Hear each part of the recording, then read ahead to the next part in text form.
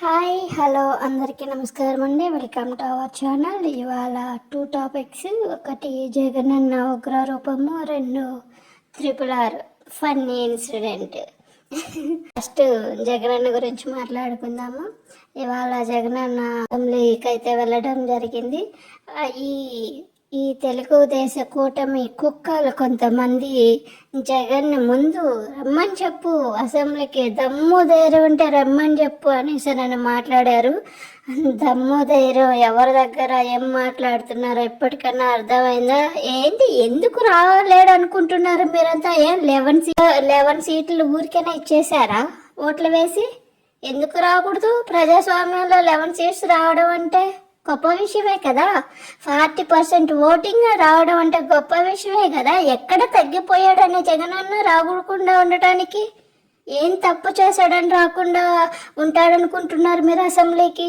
మీ కూటమి మొత్తం కలిపితే 50%, మా జగనన్నకే 40%. ఏం మాట్లాడుతున్నారో తెలియట్లేదు అసలు జనాలకి.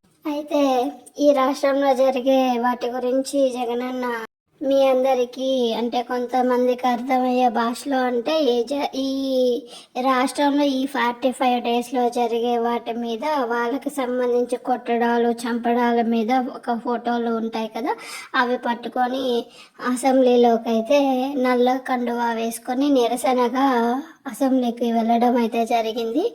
అవి చూసి ఈ పోలీసు వాళ్ళు ఓవర్ యాక్షన్ అసెంబ్లీ గేట్ దగ్గరనే ఈ జగనన్న వాళ్ళని, ఎమ్మెల్సీ వాళ్ళని, ఎమ్మెల్యేలని అందరిని ఆపేయడం అయితే జరిగింది.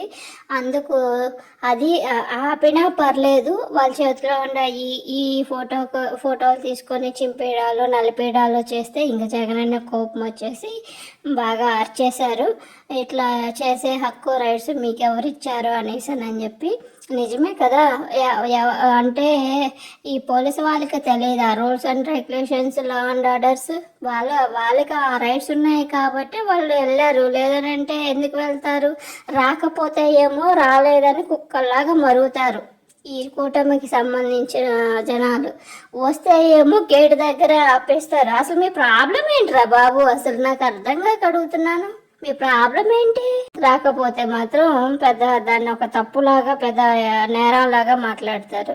మళ్ళీ వాళ్ళే ప్రతిపక్ష హోదా కూడా లేదంటారు, మళ్ళీ ప్రతిపక్షంలో వచ్చి అసెంబ్లీలోకి వచ్చేయమంటారు. ఏంటో ఈ సైకోయిజం నాకైతే అర్థం కాదు. ఇంకా జగనన్న అయితే గవర్నర్ గారు వచ్చారు. గవర్నర్ గారి ప్రసంగం స్టార్ట్ అయినాక వీళ్ళ నిరసన కూడా వి వాంట్ జస్టిస్ అనేసనని గవర్నర్ గారు, వి వాంట్ జస్టిస్ గవర్నర్ గారు అనేసనని అయితే వీళ్ళు కూడా అసెంబ్లీలో అరవడం జరిగింది. ఇంకా పోతే RRR విగ్రాజ్ రఘురామ్ రాజు అనే చెప్పుకునే రఘురామ్ రాజు గారు జగనన్న దగ్గరికి వెళ్ళి జగనన్న చేతిలో చేవేసి ఎలా ఉన్నావు ఏంటనేసి మాట్లాడించి, ప్రతిపక్షంలో ఉన్నంత మాత్రాన అసెంబ్లీకి ఎందుకు రాకూడదు, రేపటి నుంచి రా, ఇంకా కూర్చో అనేసి అని చెప్పాడంట. జగనన్న కూడా వస్తానా రానా నువ్వే చూస్తావు కదా అని కూడా మాట్లాడారంట. పైగా ఈ మాటలు మాట్లాడుకునేటప్పుడు అక్కడే ఉన్న తెలుగుదేశం ఎమ్మెల్యే అయిన పయ్యావుల కేశవ్ గారు చూసి ఏంది అనేసి అని అడిగితే, ఏం లేదు జగన్ని ఇట్లా అసెంబ్లీలోకి రమ్మని చెప్పాను, వచ్చి కూర్చుంటేనే కదా ప్రతిపక్షం లేకపోతే ఏం సరదా ఉంటుంది, వచ్చి కూర్చోవాలి అనేసి అని చెప్పాను. నాకు మాత్రం జగన్ పక్కనే సీట్ వేయించాలి, నువ్వు ఎలాగైనా మాట్లాడి అని ఫన్నీగా మాట్లాడడం అయితే జరిగిందంట. ఈయన్ని ఎలా అర్థం చేసుకోవాలో ఎలా అనుకోవాలో కూడా అర్థం కాకుండా అయిపోయింది జనాలకి. ఎందుకంటే లాస్ట్ 5 ఇయర్స్లో వైఎస్ఆర్సీపీ పార్టీలో ఉన్నారు ఈయన ఎంపీగా గెలిచి. అయితే అప్పుడు ఆ పార్టీలో గెలిచి ఆ పార్టీనే తప్పు పట్టడం జరిగింది.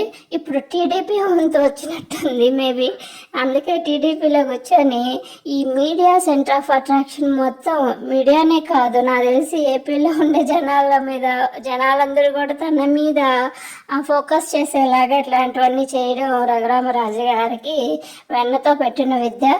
ఎందుకు అంటే లాస్ట్ 5 ఇయర్స్గా నేను చూస్తూ వస్తున్నాను. కాకపోతే ఈ రఘురామరాజు గారు మాట్లాడే విధానం ఎలా ఉంటుందంటే టోటల్గా మీడియా ఫోకస్ కానీ జనాల ఫోకస్ కానీ ఈయన మీద ఉండేలాగా అంత హైప్ చేసి మాట్లాడతాడు. ఏ సబ్జెక్ట్ కానీ ఆయనకి అదొక సరదా అన్నమాట, అదొక సెంటర్ ఆఫ్ అట్రాక్షన్ లాగా తను నిలవాలా అనే ఉద్దేశంతో మాట్లాడతారు.